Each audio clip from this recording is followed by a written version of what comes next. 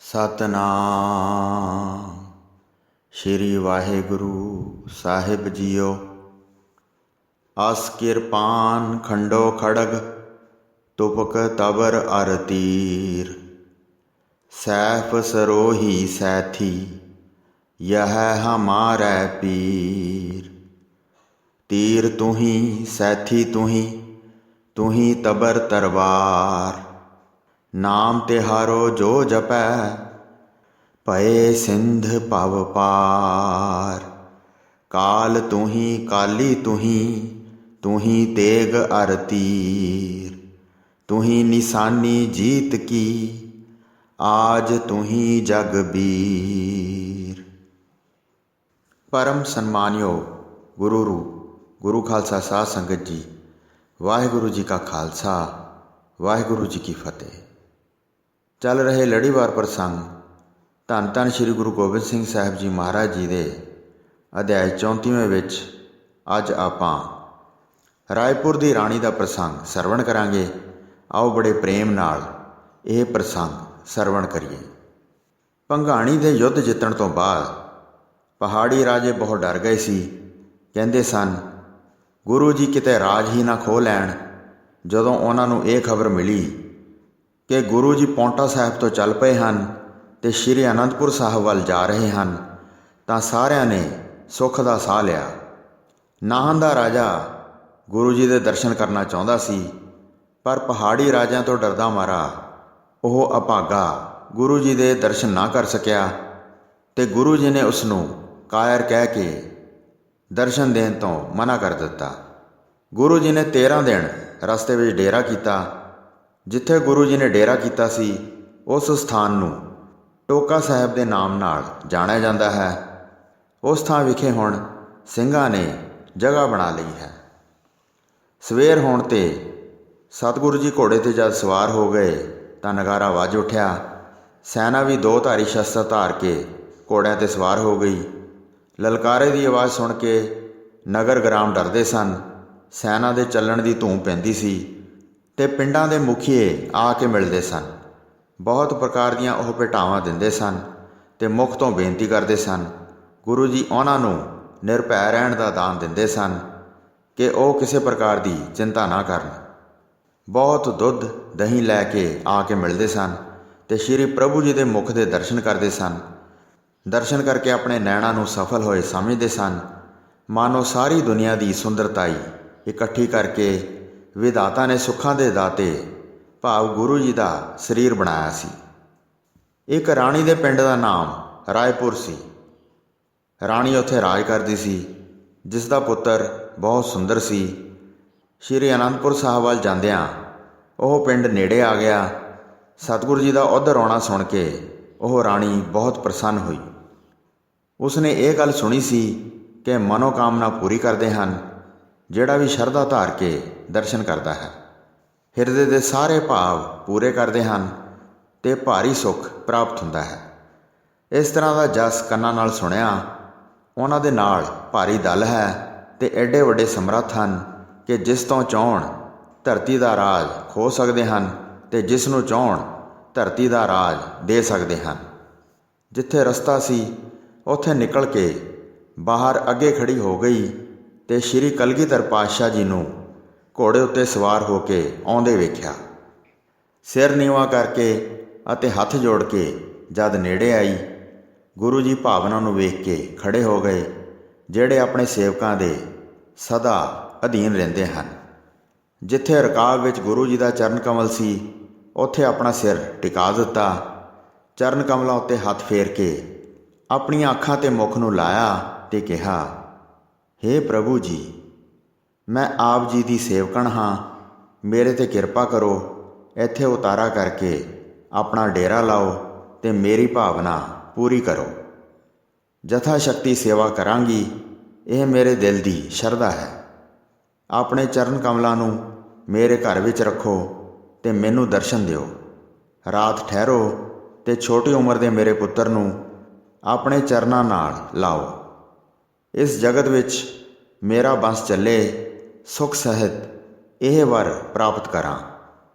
राणी दे हिरदे विच प्रेम वेख के गुरु जी मन गए ਤੇ ਗੁਰੂ ਜੀ ਨੇ ਹੁਕਮ ਕੀਤਾ, ਇੱਥੇ ਡੇਰਾ ਹੋਵੇ। ਤੇ ਪ੍ਰਭੂ ਜੀ ਚੰਗਾ ਸਥਾਨ ਵੇਖ ਕੇ ਉਤਰ ਪਏ। ਤੰਬੂ ਸ਼ਾਮਿਆਨੇ ਤਾਣੇ ਗਏ ਤੇ ਘੋੜਿਆਂ ਨੂੰ ਇੱਕ ਕਤਾਰ ਵਿੱਚ ਬੰਨ੍ਹ ਦਿੱਤਾ। ਜਿੱਥੇ ਕਿੱਥੇ ਸਿੱਖ ਸੂਰਬੀਰ ਵਿਸ਼ਰਾਮ ਕਰਦੇ ਸਨ। ਰਾਣੀ ਨੇ ਅੰਦਰ ਜਾ ਕੇ ਘਾਹ ਦੇ ਦਾਣੇ ਭੇਜੇ ਤੇ ਸਭ ਪ੍ਰਕਾਰ ਸੇਵਾ ਕੀਤੀ। ਬਹੁਤ ਘਿਓ ਅਤੇ ਮਿੱਠਾ ਦਿੱਤਾ, ਸੂਖਮ ਚਾਵਲ ਤੇ ਮਨ ਭਾਉਂਦਾ ਬਹੁਤ ਆਟਾ ਦਿੱਤਾ। ਸਾਰੀ ਸੈਨਾ ਨੇ ਬਹੁਤ ਪ੍ਰਕਾਰ ਦੇ ਭੋਜਨਾਂ ਅਤੇ ਸਬਜ਼ੀਆਂ ਦਾ ਸੇਵਨ ਕੀਤਾ। ਫਿਰ ਆਪਣੇ ਮਨੁੱਖਾਂ ਨੂੰ ਭੇਜ ਕੇ ਇਸ ਤਰ੍ਹਾਂ ਬੇਨਤੀ ਕੀਤੀ, ਸਵੇਰੇ ਸਾਰੇ ਸਿੱਖਾਂ ਨੂੰ ਨਾਲ ਲੈ ਕੇ ਅੰਦਰ ਆਓ। ਉਹ ਸਾਰੇ ਘਰ ਵਿੱਚ ਬੈਠ ਕੇ ਭੋਜਨ ਛਕਣ ਤਾਂ ਕਿ ਸਾਡਾ ਘਰ ਪਵਿੱਤਰ ਹੋਵੇ। ਇੱਕ ਦਿਨ ਹੋਰ ਗੁਰੂ ਜੀ ਇੱਥੇ ਮੁਕਾਮ ਕਰਨ, ਇਹ ਮੇਰੇ ਚਿੱਤ ਦੀ ਆਸ ਪੂਰੀ ਕਰਨ। ਪ੍ਰਸ਼ਾਦਾ ਛਕ ਕੇ ਸਾਰੇ ਸੁੱਖ ਦੀ ਨੀਂਦ ਸੌਂ ਗਏ। ਰਾਣੀ ਨੇ ਸਵੇਰੇ ਸਵਖਤੇ ਉੱਠ ਕੇ ਇਸ਼ਨਾਨ ਕੀਤਾ। ਮਾਲ ਪੂੜੇ, ਕੜਾਹ ਪ੍ਰਸ਼ਾਦ ਅਤੇ ਪੂੜੀਆਂ ਬੜੀ ਰੀਝ ਨਾਲ ਤਿਆਰ ਕਰਵਾਏ। ਵੜੇ ਕਚੋਰੀਆਂ ਦਹੀਂ ਵਿੱਚ ਪਾਏ ਤੇ ਬਹੁਤ ਖੀਰ ਤਿਆਰ ਕੀਤੀ। ਘਿਓ ਵਿੱਚ ਭੁੰਨ ਕੇ 2 ਪ੍ਰਕਾਰ ਦੇ ਲੰਮੇ ਚਾਵਲ ਤਿਆਰ ਕੀਤੇ, ਜਿਹੜੇ ਮਿੱਠੇ ਅਤੇ ਨਮਕੀਨ ਬਹੁਤ ਸੂਖਮ ਪ੍ਰਕਾਰ ਦੇ ਸਨ। ਉਹਨਾਂ ਵਿੱਚ ਅਨੇਕਾਂ ਵਿਧੀਆਂ ਨਾਲ ਮਸਾਲੇ ਅਤੇ ਮੇਵੇ ਪਾਏ। ਬਹੁਤ ਪ੍ਰਕਾਰ ਦੀ ਰਸੋਈ ਤਿਆਰ ਕੀਤੀ ਅਤੇ ਅਤੀ ਸਵਾਦੀ ਭੋਜਨ ਬਣਾਏ। ਰਸੋਈਏ ਬਹੁਤ ਚਤਰ ਸਨ। ਉਹਨਾਂ ਦੇ ਨਾਲ ਰਾਣੀ ਆਪ ਲੱਗੀ। ਸ੍ਰੇਸ਼ਟ ਬੁੱਧੀ ਵਾਲੀ ਸਮਝਦਾਰ ਰਾਣੀ ਉਹਨਾਂ ਨੂੰ ਅਨੇਕ ਰੀਤੀਆਂ ਨਾਲ ਸਮਝਾਉਂਦੀ ਰਹੀ। ਇੱਧਰ ਸਤਿਗੁਰੂ ਜੀ ਨੇ ਸਵੇਰ ਹੁੰਦਿਆਂ ਹੀ ਸ਼ੌਚ ਇਸ਼ਨਾਨ ਕੀਤਾ ਤੇ ਫਿਰ ਧਿਆਨ ਲਾ ਕੇ ਆਨੰਦ ਵਿੱਚ ਟਿਕ ਗਏ, ਜਿੱਥੇ ਕੋਈ ਹੋਰ ਭੇਦ ਨਹੀਂ ਰਹਿ ਜਾਂਦਾ ਹੈ। ਫਿਰ ਰਬਾਬੀ ਆਸਾ ਦੀ ਵਾਰ ਦਾ ਕੀਰਤਨ ਕਰਨ ਲੱਗੇ ਤੇ ਸ਼ਬਦ ਦੀ ਧੁਨੀ ਬਹੁਤ ਸ਼ੋਭਦੀ ਸੀ। ਬਹੁਤ ਰਾਗ ਅਤੇ ਰਾਗਣੀਆਂ ਪ੍ਰਸੰਨ ਹੋ ਕੇ ਸੁਣਾਉਂਦੇ ਸਨ। ਚਤੁਰ ਸਿੱਖ ਗੁਰਬਾਣੀ ਦਾ ਪਾਠ ਕਰਦੇ ਸਨ। ਸ਼੍ਰੀ ਜਪਜੀ ਸਾਹਿਬ ਅਤੇ ਸ਼੍ਰੀ ਸੁਖਮਣੀ ਸਾਹਿਬ ਆਦਿ ਬਾਣੀਆਂ ਪੜ੍ਹਦੇ ਸਨ, ਜਿਨ੍ਹਾਂ ਦੇ ਪੜ੍ਹਨ ਨਾਲ ਮਹਾਨ ਪੁੰਨ ਪ੍ਰਾਪਤ ਹੁੰਦਾ ਹੈ। ਇਸ ਵਿਧੀ ਨਾਲ ਪ੍ਰਕਾਸ਼ ਹੋ ਗਿਆ ਤੇ ਦਿਨ ਚੜ੍ਹ ਆਇਆ। ਗੁਰੂ ਜੀ ਨੇ ਆਪਣੇ ਸਰੀਰ ਉੱਤੇ ਵਸਤਰ ਧਾਰਨ ਕੀਤੇ ਤੇ ਗੁਣੀ ਗਹੀਰ ਸਤਿਗੁਰੂ ਜੀ ਨੇ ਸਾਰੇ ਸਰੀਰ ਉੱਤੇ ਸ਼ਸਤਰ ਧਾਰਨ ਕਰ ਲਏ। ਜਿਹੜੇ ਪ੍ਰਧਾਨ ਮਨੁੱਖ ਸਨ, ਉਹਨਾਂ ਨੂੰ ਰਾਣੀ ਨੇ ਭੇਜਿਆ ਅਤੇ ਕਿਹਾ, ਬੇਨਤੀ ਕਰਕੇ ਗੁਰੂ ਜੀ ਅਤੇ ਸਾਰੇ ਸਿੱਖਾਂ ਨੂੰ ਲੈ ਕੇ ਆਓ। ਉਹ ਸਾਰੇ ਇਕੱਠੇ ਹੋ ਕੇ ਗੁਰੂ ਜੀ ਦੇ ਪਾਸ ਬੜੇ ਪ੍ਰੇਮ ਨਾਲ ਗਏ ਤੇ ਗੁਰੂ ਜੀ ਦੇ ਚਰਨ ਕਮਲਾਂ 'ਤੇ ਬੰਦਨਾ ਕੀਤੀ ਤੇ ਕਿਹਾ, ਹੇ ਮਹਾਰਾਜ ਜੀ, ਕਿਲ੍ਹੇ ਦੇ ਅੰਦਰ ਰਾਣੀ ਜੀ ਇੰਤਜ਼ਾਰ ਕਰ ਰਹੇ ਹਨ। ਬਹੁਤ ਪ੍ਰਕਾਰ ਦੇ ਭੋਜਨ ਤਿਆਰ ਹਨ। ਹੁਣ ਕਿਰਪਾ ਕਰੋ, ਆਪਣੇ ਸੇਵਕਾਂ ਦੀ ਆਸ਼ਾ ਪੂਰੀ ਕਰੋ, ਹਿਰਦੇ ਵਿੱਚ ਆਨੰਦ ਦਿਓ। ਗੁਰੂ ਜੀ ਸਾਰੇ ਸਿੱਖਾਂ ਨੂੰ ਲੈ ਕੇ ਉੱਠ ਕੇ ਚੱਲ ਪਏ। ਭਾਈ ਦਇਆ ਰਾਮ, ਦੀਵਾਨ ਆਨੰਦ ਚੰਦ ਤੇ ਤਿੰਨੇ ਭੂਆ ਜੀ ਦੇ ਪੁੱਤਰਾਂ ਨੂੰ ਬੁਲਾਇਆ, ਜਿਨ੍ਹਾਂ ਦੇ ਨਾਂ ਭਾਈ ਮਾਹਰੀ ਚੰਦ, ਭਾਈ ਗੰਗਾ ਰਾਮ ਤੇ ਭਾਈ ਗੁਲਾਬ ਚੰਦ ਸਨ। ਉਹ ਬੜੇ ਮਨੋਰਥ ਸਰੀਰ ਵਾਲੇ ਸਨ। ਇਸ ਪ੍ਰਕਾਰ ਸਾਰਿਆਂ ਨੂੰ ਆਪਣੇ ਨਾਲ ਲੈ ਕੇ ਗੁਰੂ ਜੀ ਕਿਲ੍ਹੇ ਵਿੱਚ ਪ੍ਰਵੇਸ਼ ਕਰ ਗਏ। ਰਾਣੀ ਵਿਸ਼ੇਸ਼ ਮਾਣ ਦੇਣ ਵਾਸਤੇ ਉੱਠ ਕੇ ਅੱਗੇ ਆਈ।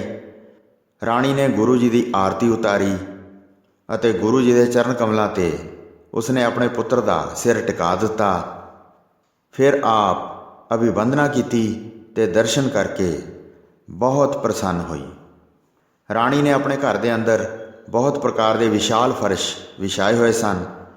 ਇੱਕ ਸੁੰਦਰ ਚੰਦਨ ਦੀ ਲੱਕੜੀ ਦੀ ਬਣੀ ਹੋਈ ਚੌਂਕੀ ਢਾਹੀ ਤੇ ਉਸ ਉੱਤੇ ਸ਼ੁਭ ਵਸਤਰ ਵਿਛਾਏ। ਉੱਥੇ ਗੁਰੂ ਜੀ ਨੂੰ ਬਿਠਾ ਕੇ ਹੋਰਨਾਂ ਨੂੰ ਪਾਸ ਬਿਠਾ ਦਿੱਤਾ। ਭੋਜਨ ਛਕਣ ਵਾਸਤੇ ਇੱਕ ਦੂਸਰੀ ਚੌਂਕੀ ਅੱਗੇ ਢਾ ਦਿੱਤੀ। ਸਾਧ ਸੰਗਤ ਜੀ, ਦਾਸ ਨੇ ਉਸ ਜਗ੍ਹਾ ਦੇ ਦਰਸ਼ਨ ਕੀਤੇ ਹਨ। ਜਦੋਂ ਆਪਾਂ ਚੰਡੀਗੜ੍ਹ ਤੋਂ ਸ਼੍ਰੀ ਪੌਂਟਾ ਸਾਹਿਬ ਜਾਂਦੇ ਹਾਂ ਤਾਂ ਰਸਤੇ ਵਿੱਚ ਰਾਏਪੁਰ ਰਾਣੀ ਸ਼ਹਿਰ ਆਉਂਦਾ ਹੈ, ਜਿੱਥੇ ਸ਼ਹਿਰ ਦੇ ਬਿਲਕੁਲ ਅੰਦਰ ਅੱਜ ਵੀ ਪੁਰਾਣਾ ਕਿਲ੍ਹਾ ਮੌਜੂਦ ਹੈ ਅਤੇ ਉਸ ਕਿਲ੍ਹੇ ਦੇ ਅੰਦਰ ਛੋਟਾ ਜਿਹਾ ਗੁਰਦੁਆਰਾ ਸੰਗਤਾਂ ਨੇ ਰਲ ਮਿਲ ਕੇ ਬਣਾਇਆ ਹੈ, ਜਿੱਥੇ ਅੱਜ ਵੀ ਸ਼੍ਰੀ ਗੁਰੂ ਗ੍ਰੰਥ ਸਾਹਿਬ ਜੀ ਦਾ ਪ੍ਰਕਾਸ਼ ਕੀਤਾ ਹੋਇਆ ਹੈ। ਤੇ ਜਿਸ ਜਗ੍ਹਾ 'ਤੇ ਗੁਰੂ ਜੀ ਬੈਠੇ ਸਨ, ਉਹ ਜਗ੍ਹਾ ਅੱਜ ਵੀ ਉੱਥੇ ਮੌਜੂਦ ਹੈ। ਜਿਨ੍ਹਾਂ ਸੰਗਤਾਂ ਨੂੰ ਗੁਰੂ ਜੀ ਨਾਲ ਪ੍ਰੇਮ ਹੈ, ਉਹ ਅੱਜ ਵੀ ਉਸ ਰਸਤੇ ਤੋਂ ਜਾਂਦੇ ਹੋਏ ਉਸ ਜਗ੍ਹਾ ਦੇ ਦਰਸ਼ਨ ਕਰਕੇ ਗੁਰੂ ਜੀ ਦੀਆਂ ਖੁਸ਼ੀਆਂ ਪ੍ਰਾਪਤ ਕਰਦੀਆਂ ਹਨ। 4 ਪ੍ਰਕਾਰ ਦੇ ਭੋਜਨ ਪਰੋਸੇ ਗਏ। ਇਹ 4 ਪ੍ਰਕਾਰ ਦੇ ਭੋਜਨ ਇਸ ਪ੍ਰਕਾਰ ਸਨ: ਭਖ, ਚੱਬੇ ਜਾਣ ਵਾਲੇ ਜੈਸੇ ਦਾਣੇ, ਤਲੀ ਹੋਈ ਸੁੱਕੀ ਦਾਲ, ਭੋਜ ਖਾਧੇ ਜਾਣ ਵਾਲੇ ਜਿਵੇਂ ਰੋਟੀ, ਪੂਰੀ, ਮਾਲ ਪੂੜੇ ਆਦਿ, ਲੇਹਜ ਪੀਤੇ ਜਾਣ ਵਾਲੇ ਜਿਵੇਂ ਦੁੱਧ, ਰਸ, ਸਰਦਾਈ ਆਦਿ, ਚੋਸ ਚੂਸੇ ਜਾਣ ਵਾਲੇ ਜਿਵੇਂ ਅੰਬ ਆਦਿ। ਰਾਣੀ ਨੇ ਆਪ ਪਾਸ ਬੈਠ ਕੇ ਸ਼ੁਭ ਥਾਲ ਪਰੋਸਿਆ ਤੇ ਬ੍ਰਾਹਮਣ ਪਾਸੋਂ ਚੁਕਵਾ ਕੇ ਤੁਰੰਤ ਲੈ ਕੇ ਆਈ ਤੇ ਵੱਡੇ ਪ੍ਰੇਮ ਨਾਲ ਗੁਰੂ ਜੀ ਦੇ ਅੱਗੇ ਰੱਖਿਆ।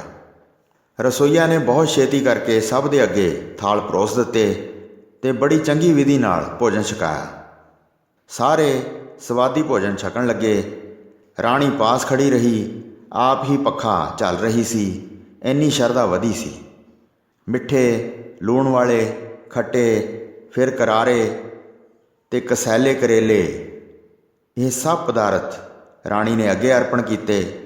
ਬਹੁਤ ਭਾਂਤ ਦਾ ਭੋਜਨ ਬਹੁਤ ਸਵਾਦੀ ਲੱਗਾ ਤੇ ਸਭ ਨੇ ਆਪਣੀ ਰੁਚੀ ਅਨੁਸਾਰ ਛਕਿਆ। ਭੋਜਨ ਛਕ ਕੇ ਸਾਰੇ ਹੀ ਬਹੁਤ ਸ਼ਲਾਘਾ ਕਰ ਰਹੇ ਸਨ ਤੇ ਕਹਿੰਦੇ ਸਨ ਕਿ ਬੜਾ ਸ਼ੁਭ ਭੋਜਨ ਤਿਆਰ ਕੀਤਾ ਹੈ। ਠੰਡਾ ਜਲ ਪੀ ਕੇ ਤ੍ਰਿਪਤ ਹੋ ਗਏ ਤੇ ਫਿਰ ਮੂੰਹ ਹੱਥ ਸੁੱਚੇ ਕੀਤੇ। ਫਿਰ ਰਾਣੀ ਨੇ ਧਨ ਦੀ ਥੈਲੀ ਲੈ ਕੇ ਗੁਰੂ ਜੀ ਦੇ ਅੱਗੇ ਧਰ ਦਿੱਤੀ। ਫਿਰ ਆਪਣੇ ਪੁੱਤਰ ਦਾ ਹੱਥ ਫੜ ਕੇ ਗੁਰੂ ਜੀ ਦੇ ਚਰਨਾਂ 'ਤੇ ਪਾਇਆ। ਗੁਰੂ ਜੀ ਨੇ ਪ੍ਰਸੰਨ ਹੋ ਕੇ ਕਿਹਾ, ਇਸ ਦੇ ਸਿਰ ਉੱਤੇ ਕੇਸ ਰੱਖੋ ਤੇ ਸ਼ਸਤਰ ਵਿਦਿਆ ਵਿੱਚ ਪੁੱਤਰ ਨੂੰ ਨਿਪੁੰਨ ਕਰੋ। ਹੱਥ ਜੋੜ ਕੇ ਤਦ ਰਾਣੀ ਬੋਲੀ, ਤੁਰਕਾਂ ਦਾ ਵੱਡਾ ਰਾਜ ਹੈ। ਦੁਸ਼ਟ ਵੇਖ ਕੇ ਔਖੇ ਹੋਣਗੇ ਤੇ ਕੋਈ ਭੈੜਾ ਕਾਰਜ ਕਰ ਦੇਣਗੇ। ਫਿਰ ਗੁਰੂ ਜੀ ਨੇ ਫਰਮਾਇਆ, ਕਿਸੇ ਦਾ ਡਰ ਨਾ ਮੰਨੋ, ਕੁਝ ਦਿਨ ਹੀ ਹੋਰ ਇਹਨਾਂ ਦਾ ਰਾਜ ਹੈ, ਫਿਰ ਸਭ ਖਤਮ ਹੋ ਜਾਏਗਾ। ਫਿਰ ਵੀ ਜੇ ਇਸ ਦੇ ਕੇਸ ਨਹੀਂ ਰੱਖੋਗੇ ਤਾਂ ਕਿੰਨੇ ਦਿਨ ਹੋਰ ਹਨ। ਜੇ ਇਸ ਦਾ ਸਿੰਘ ਨਾਮ ਹੁਣ ਤੋਂ ਰੱਖੋਗੇ ਤਾਂ ਤੁਹਾਡੀ ਵੰਸ਼ ਮਹਾਨ ਬਣੇਗੀ। ਜਦ ਸਾਡਾ ਪੰਥ ਵੱਧ ਜਾਏਗਾ ਤਾਂ ਇਹ ਤੁਰਕਾਂ ਪਾਸੋਂ ਰਾਜ ਖੋਹ ਲਵੇਗਾ। ਤਦ ਇਹ ਜੇ ਕੇਸ ਰੱਖੇਗਾ ਤਾਂ ਸਾਰੇ ਕਾਰਜ ਪੂਰੇ ਹੋ ਜਾਣਗੇ। ਸਾਰੇ ਰਾਜ ਫਿਰ ਉਥਲ-ਪੁਥਲ ਹੋਣਗੇ, ਪਰ ਤੁਹਾਡਾ ਰਾਜ ਖਤਮ ਨਹੀਂ ਹੋਵੇਗਾ। ਤਦ ਖਾਲਸੇ ਪੰਥ ਵਿੱਚ ਮਿਲ ਕੇ ਸਾਰੇ ਸੁੱਖ ਧਾਰਨ ਕਰੋ। ਗੁਰੂ ਜੀ ਨੇ ਆਪਣੀ ਤਲਵਾਰ ਅਤੇ ਢਾਲ ਰਾਜੇ ਦੇ ਪੁੱਤਰ ਨੂੰ ਦਿੱਤੀ ਤੇ ਕਿਹਾ, ਗੁਰੂ ਸਥਾਨ ਬਣਾ ਕੇ ਉੱਥੇ ਇਸ ਕਿਰਪਾਨ ਅਤੇ ਢਾਲ ਨੂੰ ਰੱਖ ਕੇ ਇਸ ਦੀ ਪੂਜਾ ਕਰੋ। ਮਨ ਦੀ ਕਾਮਨਾ ਪੂਰੀ ਕਰੋ ਤੇ ਸਾਰੇ ਸੁੱਖ ਪਾਓ। ਕੜਾਹ ਪ੍ਰਸ਼ਾਦ ਅੱਗੇ ਧਰ ਕੇ ਅਰਦਾਸ ਕਰਾਓ। ਕਸ਼ਟ ਪੈਣ 'ਤੇ ਖਤਮ ਹੋ ਜਾਏਗਾ ਤੇ ਜੋ ਵੀ ਕਾਮਨਾ ਹੋਵੇਗੀ ਉਹ ਵੀ ਪੂਰੀ ਹੋਵੇਗੀ। ਸਦਾ ਗੁਰੂ ਰਖਵਾਲੀ ਕਰੇਗਾ। ਇਸ ਨੂੰ ਗ੍ਰਹਿਣ ਕਰੋ ਤੇ ਸਨਮਾਨ ਸਮੇਤ ਘਰ ਵਿੱਚ ਰੱਖੋ। ਫੁੱਲ ਅਤੇ ਧੂਪ ਨਿੱਤ ਦਿਓ ਤੇ ਆਪਣੇ ਘਰ ਵਿੱਚ ਇਸ ਦੇ ਦਰਸ਼ਨ ਕਰੋ। ਗੁਰੂ ਜੀ ਦੇ ਮੁਖ ਤੋਂ ਸਾਰੇ ਬਚਨ ਸੁਣ ਕੇ ਰਾਣੀ ਬਹੁਤ ਪ੍ਰਸੰਨ ਹੋਈ। ਦੋਵੇਂ ਹੱਥ ਕੱਪੜੇ ਨਾਲ ਢੱਕ ਕੇ ਝੁੱਕ ਕੇ ਅੱਗੇ ਹੋ ਗਈ ਤੇ ਬੋਲੀ, ਮਹਾਰਾਜ ਜੀ, ਤੁਹਾਡੀ ਵੱਡੀ ਦਾਤ ਨੂੰ ਕੌਣ ਮਿਟਾ ਸਕਦਾ ਹੈ। ਪ੍ਰੇਮ ਦੇ ਵਸ ਵਿੱਚ ਰਹਿਣਾ ਆਪ ਜੀ ਦਾ ਬਿਰਧ ਹੈ। ਫਿਰ ਆਪ ਜੀ ਦਿਆਲ ਹੋਏ ਹੋ। ਸਤਿਗੁਰੂ ਜੀ ਨੇ ਦਾਸ ਜਾਣ ਕੇ ਆਪਣੇ ਕਰ ਕਮਲਾਂ ਨਾਲ ਤਲਵਾਰ ਤੇ ਢਾਲ ਬਖਸ਼ ਦਿੱਤੀ। ਰਾਣੀ ਆਪਣੇ ਹੱਥਾਂ ਵਿੱਚ ਧਾਰ ਕੇ ਆਨੰਦ ਨਾਲ ਭਰ ਗਈ। ਫਿਰ ਸਿਰ ਉੱਤੇ ਧਰ ਕੇ ਬੜੇ ਪ੍ਰੇਮ ਨਾਲ ਪੁੱਤਰ ਦੇ ਸੀਸ ਨੂੰ ਛੁਹਾਏ ਤੇ ਪਲੰਘ ਉੱਤੇ ਕੱਪੜੇ ਵਿਛਾ ਕੇ ਸ਼ਸਤਰਾਂ ਨੂੰ ਬੜੇ ਸਨਮਾਨ ਨਾਲ ਉਸ ਉੱਤੇ ਧਰ ਦਿੱਤਾ। ਇਸ ਪ੍ਰਕਾਰ ਵਰ ਦੇ ਕੇ ਗੁਰੂ ਜੀ ਉੱਠ ਕੇ ਖੜੇ ਹੋ ਗਏ। ਬਾਹਰ ਚੱਲਣ ਨੂੰ ਚਿੱਤ ਚਾਹ ਰਿਹਾ ਸੀ। ਰਾਣੀ ਆਪਣੇ ਨੈਣ ਲਾ ਕੇ ਵੇਖ ਰਹੀ ਸੀ। ਰਾਣੀ ਹੱਥ ਜੋੜਦੀ ਹੋਈ ਸਨਮਾਨ ਕਰਨ ਵਾਸਤੇ ਨਾਲ ਚੱਲ ਪਈ। ਰਾਣੀ ਜਦ ਕਿਲੇ ਵਿੱਚੋਂ ਬਾਹਰ ਨਿਕਲੀ ਤਾਂ ਗੁਰੂ ਜੀ ਨੇ ਆਪਣੇ ਮੁਖ ਤੋਂ ਬਚਨ ਕੀਤਾ, ਇੱਥੇ ਰਹੋ, ਸਦਾ ਗੁਰੂ ਜੀ ਦਾ ਸਿਮਰਨ ਕਰੋ ਤੇ ਆਪਣਾ ਪਰਲੋਕ ਸੁਧਾਰੋ। ਤੁਹਾਡਾ ਵੰਸ਼ ਚੱਲੇਗਾ ਤੇ ਰਾਜ ਸਥਿਰ ਹੋਵੇਗਾ। ਸਦਾ ਪ੍ਰਭੂ ਨੂੰ ਹਿਰਦੇ ਵਿੱਚ ਧਾਰਨ ਕਰੋ। ਇਸ ਪ੍ਰਕਾਰ ਧੀਰਜ ਦੇ ਕੇ ਮਹਾਨ ਕਿਰਪਾਲੂ ਪ੍ਰਭੂ ਜੀ ਚਲੇ ਗਏ। ਉਹ ਵੱਡਾ ਪ੍ਰੇਮ ਵੇਖ ਕੇ ਮੁਕਤੀ ਆਦਿ ਬਖਸ਼ ਦਿੰਦੇ ਹਨ। ਇਸ ਵਿਧੀ ਨਾਲ ਸਮਝ ਕੇ ਜਿਹੜੇ ਨਾਮ ਦਾ ਸਿਮਰਨ ਨਹੀਂ ਕਰਦੇ ਹਨ ਉਹ ਮਹਾਨ ਮੂਰਖ ਹਨ। ਦੋਵਾਂ ਲੋਕਾਂ ਵਿੱਚ ਉਹ ਕਦੀ ਵੀ ਕੁਝ ਕੰਮ ਨਹੀਂ ਕਰ ਸਕਦੇ ਹਨ। ਦਿਨ ਬਤੀਤ ਕਰਕੇ ਗੁਰੂ ਜੀ ਫਿਰ ਰਾਤ ਨੂੰ ਸੁੱਖ ਪਾ ਕੇ ਸੌਂ ਗਏ ਤੇ ਵੱਡੀ ਸਵੇਰੇ ਜਾਗ ਕੇ ਗੁਰੂ ਜੀ ਨੇ ਨਿਤ ਕਿਰਿਆ ਸੋਧੀ। ਕਿਲੇ ਦੇ ਸਰਦਾਰ ਸ਼ਸਤਰਾਂ ਵਾਲੇ ਸ਼ੁਭ ਸਥਾਨ ਨੂੰ ਸੁਧਾਰ ਕੇ ਰੱਖਦੇ ਹਨ ਤੇ ਬਕਾਇਦਾ ਉਸ ਦੀ ਪੂਜਾ ਕਰਦੇ ਹਨ। ਫਿਰ ਸਵੇਰ ਹੋਈ ਵੇਖ ਕੇ ਗੁਰੂ ਜੀ ਨੇ ਕੂਚ ਦਾ ਵਚਨ ਕੀਤਾ। ਉਸੇ ਵੇਲੇ ਘੋੜੇ 'ਤੇ ਚੜ੍ਹ ਕੇ ਰਾਹੇ ਰਾਹ ਚੱਲ ਪਏ। ਮਹਾਨ ਕਿਰਪਾਲੂ ਪ੍ਰਭੂ ਜੀ ਅਨੇਕਾਂ ਨੂੰ ਨਿਹਾਲ ਕਰਦੇ ਜਾਂਦੇ ਸਨ। ਸੋ ਸਾਧ ਸੰਗਤ ਜੀ, ਇੱਥੇ ਦੂਸਰੀ ਰੁੱਤ ਦਾ 34ਵਾਂ ਅਧਿਆਇ ਸਮਾਪਤ ਹੁੰਦਾ ਹੈ ਜੀ। ਪ੍ਰਸੰਗ ਸੁਣਾਉਂਦੇ ਹੋਏ ਹੋਈਆਂ ਅਨੇਕ ਭੁੱਲਾਂ ਚੁੱਕਾਂ ਦੀ ਖਿਮਾ ਬਖਸ਼ਣੀ ਜੀ। ਦਾਸ ਨੂੰ ਆਗਿਆ ਦਿਓ। ਵਾਹਿਗੁਰੂ ਜੀ ਕਾ ਖਾਲਸਾ, ਵਾਹਿਗੁਰੂ ਜੀ ਕੀ ਫਤਿਹ।